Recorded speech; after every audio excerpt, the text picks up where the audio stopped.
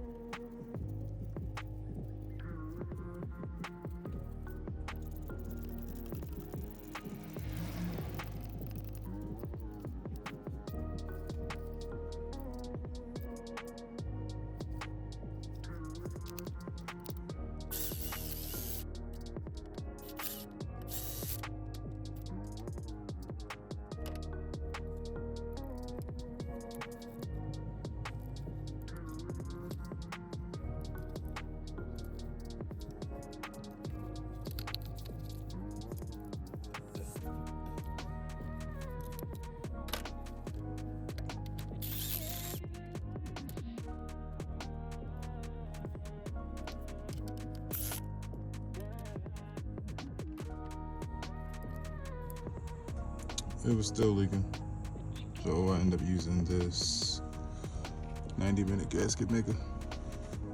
You gotta finger tighten it let it dry for an hour, and then come back and tighten it up all the way, and then let it sit for another hour and a half, I think.